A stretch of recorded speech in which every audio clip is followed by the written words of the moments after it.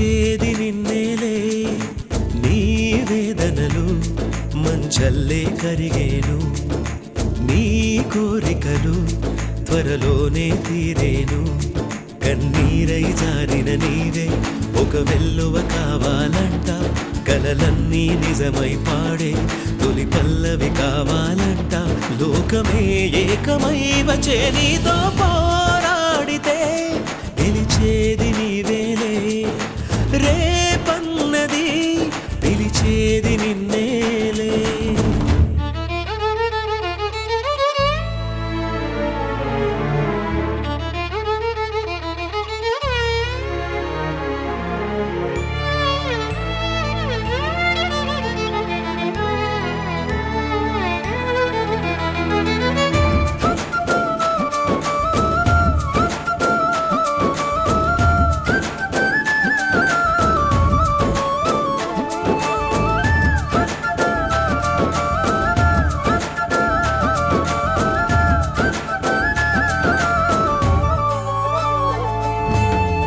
మగువన్నది వజ్రాయుధం కొండల్ని పిండే చేస్తుంది మగువన్నది ఆగని రథం ఆపదల అంతే చూస్తుంది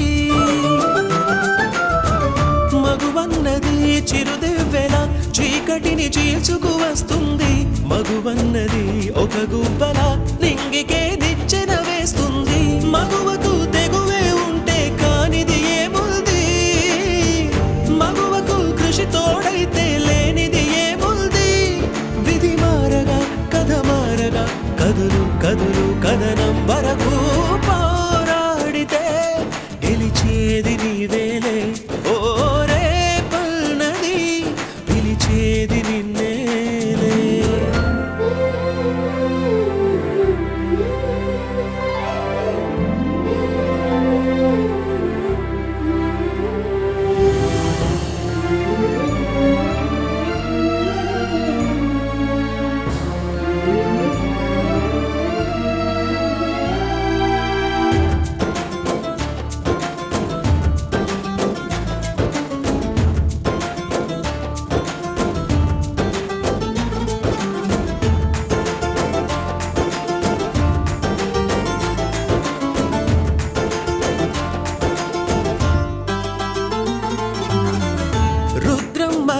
నాగమ్మల స్త్రీ శక్తి నీలో ఉన్నదిలే అవలన్నది సబలైనది ఆచరిత కాలం కన్నదిలే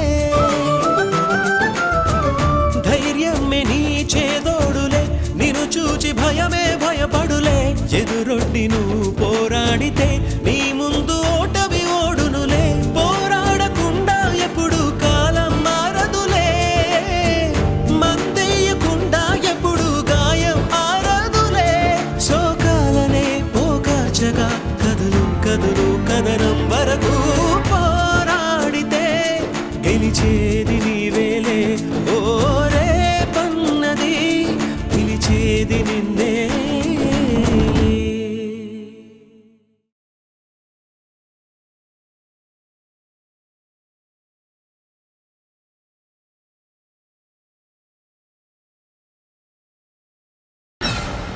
మేడం మిమ్మల్ని కలవడానికి సుబ్రహ్మణ్యం గారు అమ్మగారు వచ్చారు మేడం.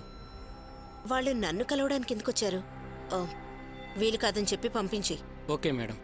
ఒక నిమిషం మేడం. సరే రమ్మను. సరే మేడం. అమ్మా మిమ్మల్ని మేనేజర్ గారు రమ్మంటున్నారమ్మా. రా లావణ్య. నమస్కారం అమ్మా. నేను సుబ్రహ్మణ్యం తల్లిని. మా ఇంటికి పోలీసులు సుబ్రహ్మణ్యాన్ని వెతుక్కుంటూ వచ్చారు. వాడి మీద మీరు ఏదో కంప్లైంట్ ఇచ్చారని చెప్పారు. ఏవో ఇంటి కాగితాలు వీడు తీశాడని ఏవేవో చెప్పారు. వాళ్ళు చెప్పిన విషయం నాకు అస్సలు అర్థం కాలేదమ్మా. మీకెలా చెప్పాలో తెలియడం లేదు. వాళ్ళు చెప్పినట్టు మా అబ్బాయి అలాంటి వాడు కాదమ్మా. వాడు ఇంతవరకు ఏ తప్పు చేయలేదు. ఇలాంటి దొంగ పనులు అస్సలు చేయలేదు. వాడు చాలా మంచివాడమ్మా. కానీ పెంచిన తల్లిగా చెప్తున్నాను, నా మాట నమ్మండి, దయచేసి నమ్మండి అమ్మా. ముందు మీరు కూర్చోండి.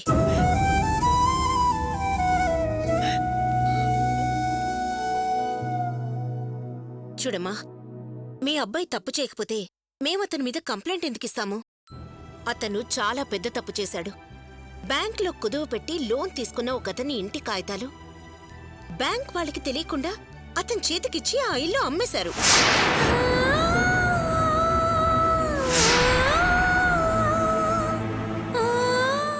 ఆ డబ్బు ఇద్దరూ పంచుకున్నారని నా అనుమానం.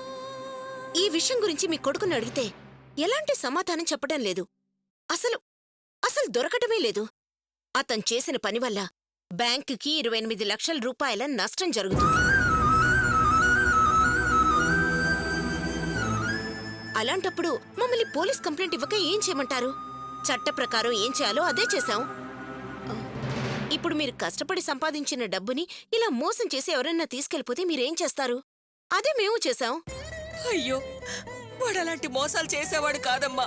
వాడొచ్చాక మీరే డైరెక్ట్ గా అడగండి, వాడు నిజం చెప్తాడు. వాడు ప్రతి వాళ్ళని తొందరగా నమ్మేస్తాడు. ఒకవేళ అలా నమ్మే మోసపోయింటాడమ్మా, అంతేగాని వాడు మోసగాడు కాదమ్మా. అలా అయితే తప్పు సుబ్రహ్మణ్యానిది కాదు. నేనింత క్లియర్గా చెప్పినా ఇంకా అతను మంచివాడని నమ్ముతున్నారు అంటే మీరు అతని మీద ఎంత గుడ్డి నమ్మకం పెట్టుకున్నారో, ఎంత గారాబం చేశారో అర్థమవుతుంది. మీరిచ్చిన అలసే అతను తప్పు చేయడానికి కారణం అనిపిస్తుంది.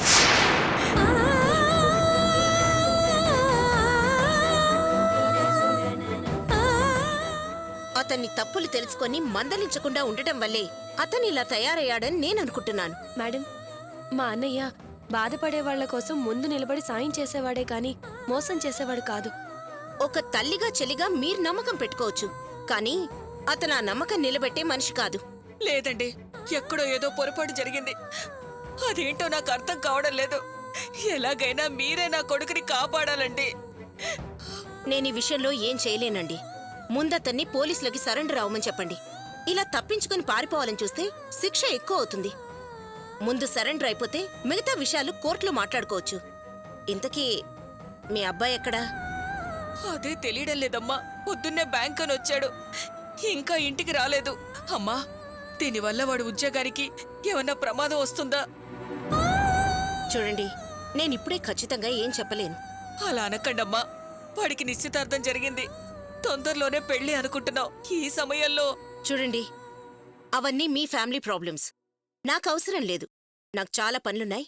దయచేసి నన్ను డిస్టర్బ్ చేయకండి. ఇక మీరు వెళ్ళొచ్చు. సుబ్రహ్మణ్యాన్ని లొంగిపోమ్మని చెప్పండి.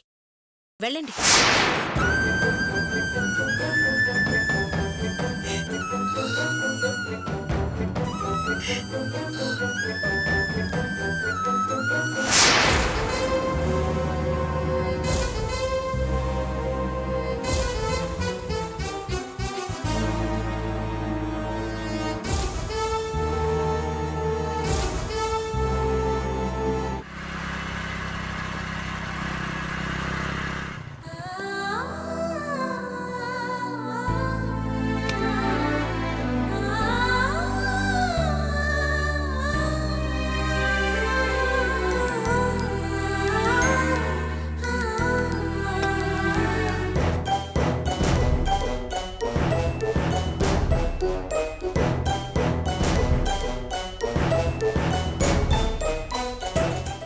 ఏంటోదినా కొత్తగా చూసినట్టు అంత ఆశ్చర్యంగా చూస్తున్నా?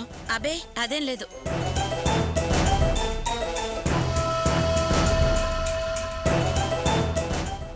అవును, ఇంట్లో అమ్మ లావణ్య వాళ్ళు లేరా?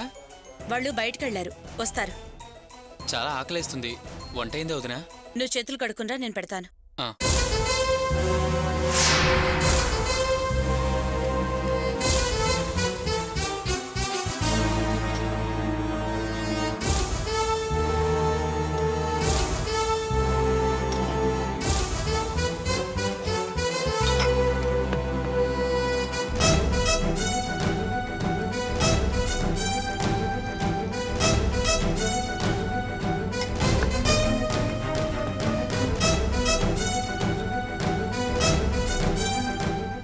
పోలీసులు ఇంటికొచ్చిన విషయం చెప్పనా వద్దా? ఎవరెట్టిపోతే మనకెందుకులే, ఏదో చెప్పి ఏదో అనిపించుకోవటం ఎందుకు? వాళ్ళు చావేదో వాళ్ళు చేస్తారు. పోలీసులు వీడిని అరెస్ట్ చేయడానికి వెతుకుతుంటే వీడేంటి చీకు చింత లేకుండా ఇలా కంచాలు కంచాలు మెక్కుతున్నాడు? ఇంకొంచెం వడ్డించనా? వద్దునా చాలు. తిను తిను. ఇంట్లో తినే లాస్ట్ మీల్స్ ఇదేలే. రేపటి నుంచి వెరైటీగా చిప్పకూడు జైల్లో పెడతారులే.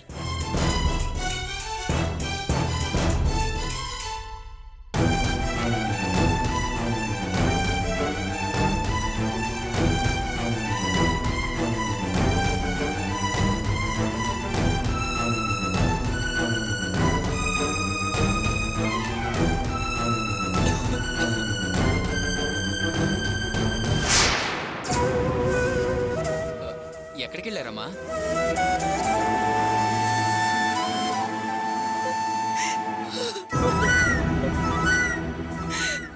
నిన్నేనమ్మా అడిగేది, చెప్పమ్మా. నన్ను తగలెట్టుకోవడానికి కర్రలు కొనడానికి వెళ్ళానురా. ఏంటమ్మా నువ్వు మాట్లాడేది? ఇంకెలా మాట్లాడమంటావు? ఇంకెలా మాట్లాడమంటావు? అంతా సర్వనాశనం అయిపోయింది కదరా. ఊరుకో అమ్మా, ఊరుకో. అన్నయ్య, నువ్వెక్కడికి వెళ్ళావు?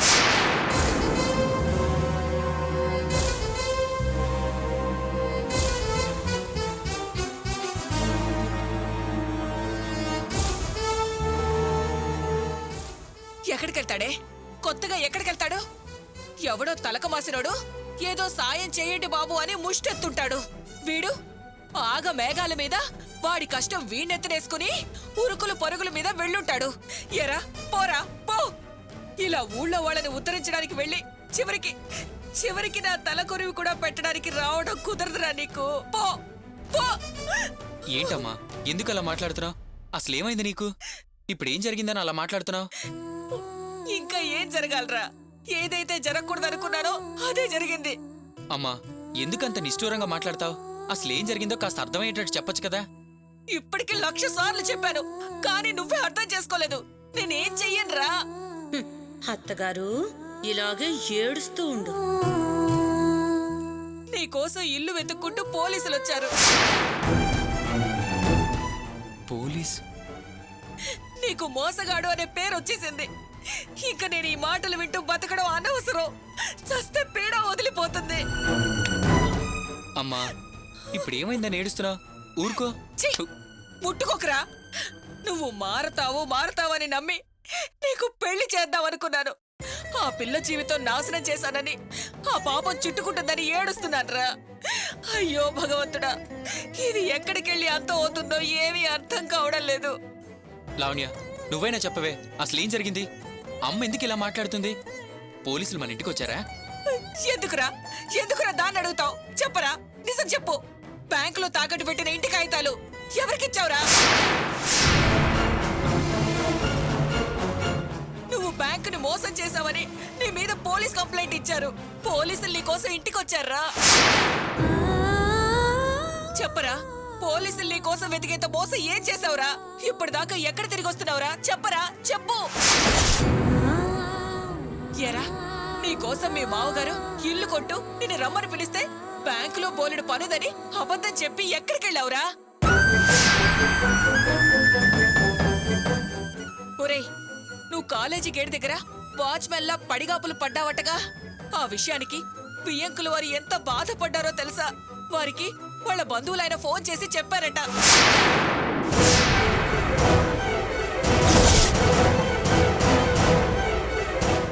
ఆయన ఎంత పెద్ద మనిషి, ఎంత పెద్ద మనసుండకపోతే ఆ విషయం నాతో చెప్పుకుని బాధపడ్డారు. ఎందుకురా ఇలా ప్రవర్తిస్తున్నావు? అసలు ఏమైందిరా నీకు? అమ్మా నువ్వు అనవసరంగా భయపడుతున్నావు. నువ్వు అనుకున్నంతగా అక్కడ ఏమీ జరగలేదు. వదినా, ఇంత జరిగినా నేను ఇంటికి రాగానే కనీసం ఇలా జరిగిందని ఒక్క మాట కూడా చెప్పలేదే? మధ్యలో నాకెందుకులే ఇదంతా అని నోరు మూసుకున్నాను. ఇప్పుడు నా టైం బాగోలేదు. నేనేం మాట్లాడినా పెడార్థాలు తీసి నన్ను తప్పు పట్టి బయటేసేస్తున్నారు. అందుకే నేనే విషయంలో తలదూర్చదలుచుకోలేదు. విన్నావురా, అదేమని వెళ్ళిందో? మనం ఇబ్బంది పడితే బాగుంటుందని అది ప్రతి క్షణం ఎదురు చూస్తోంది. ఇప్పుడు దానికి అవకాశం దొరికింది. పుల్ల విరుపు మాటలు మాట్లాడుతుంది. దాని కోరిక తీర్చే పనులన్నీ చేసావు కదరా. అదేమో ఆనందిస్తుంది, నేనేమో భయపడి చస్తున్నానురా. అమ్మా నువ్వు ధైర్యంగా ఉండు. ఇంకెప్పుడు ఏమీ జరగకుండా నేను చూసుకుంటానుగా. ఇంకా చూసుకోవడానికి ఏముందిరా? ఆ పోలీసులు నిన్ను అరెస్ట్ చేసి తీసుకెళ్లారంటే అప్పుడు నీ బతికే కాదురా, దాని భవిష్యత్తు కూడా నాశనం అయిపోతుంది. అప్పుడు తలలు పట్టుకుని మేము ఏడుస్తూ ఉంటాం, నువ్వు సంతోషించు. అమ్మా, నువ్వు అసలు జరిగిందేంటో నిజమేంటో తెలుసుకోకుండా మాట్లాడుతున్నావు. నేనే తప్పు చేయలేదమ్మా, నన్ను నమ్ము. ఆహా, నువ్వే తప్పు చేయకపోతే నీ మీద పోలీస్ కంప్లైంట్ ఎందుకు ఇస్తారు? మాకేదో కళ్ళబొల్లి మాటలు చెప్పి మాయ చేయాలని చూడకరా. అమ్మా, అక్కడ ఎవరో చెప్పుడు మాటలు విని నువ్వు తప్పుగా అర్థం చేసుకుని ఇలా మాట్లాడుతున్నావు, అవునా? ఎవరో ఏంట్రా? మీ మేనేజరే జరిగిందంతా పూసగుచ్చినట్టు చెప్పింది. పోలీసులు ఇంటికొచ్చి వెళ్ళగానే కంగారు పడిపోయి నేను లావణ్య మీ బ్యాంకుకి వెళ్లి ఆ మేనేజర్ని కలిసాం. మా అబ్బాయిని ఎలాగైనా కాపాడమని బతిమలాడుకున్నావురా. అమ్మా, మిమ్మల్ని అసలు బ్యాంక్ ఎవరు వెళ్ళమన్నారు? ఎవరు వెళ్ళమంటవేంట్రా? పోలీసులు చూశాక కాళ్ళు చేతులు వణికాయి, గుండె దడదడలాడిపోయింది, కడుపు తీపిరా. వీళ్ళకేం చేయమంటావు? అమ్మా, ఏడవకమ్మా, నేను చెప్పేది కాస్త విను. జరిగిన విషయం ఇప్పుడు నేను నీకు చెప్పినా నువ్వు అర్థం చేసుకునే పరిస్థితుల్లో లేవు. పోలీసులు ఇంటికొచ్చి నా గురించి అడిగినంత మాత్రాన నేను దొంగనైపోనమ్మా. నేను ఇప్పుడే బ్యాంకుకి వెళ్ళి మేనేజర్ గారితో మాట్లాడొస్తాను, సరేనా? లావణ్య, అమ్మకు ధైర్యం చెప్పు. ముందు ముందు ఏ ప్రాబ్లమ్స్ రాకుండా నేను చూసుకుంటానమ్మా. ఒరేయ్ ఆగరా. ఒరేయ్, నీ చెల్లెల నోట్లో నువ్వే మట్టి కొట్టకురా. అంతేరా, అంతకు మించి నేను ఇంకేమీ చెప్పలేను. చెప్పి చెప్పి అలసిపోయాన్రా. నీకు చేతులెత్తి దండం పెడతాన్రా.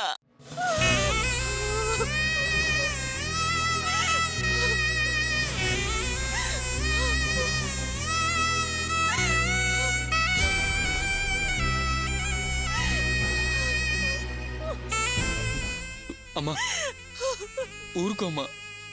ఏంటిది? ఊరుకో.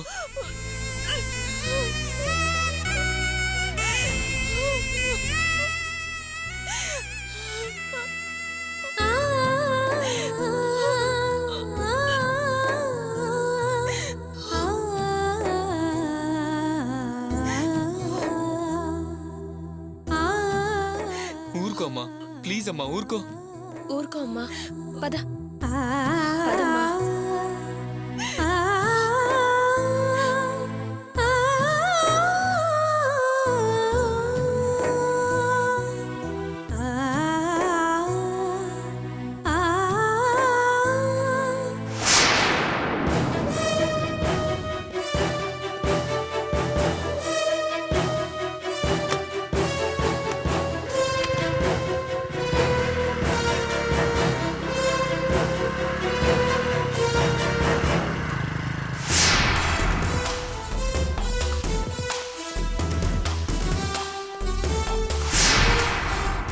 సుబ్రహ్మణ్యం,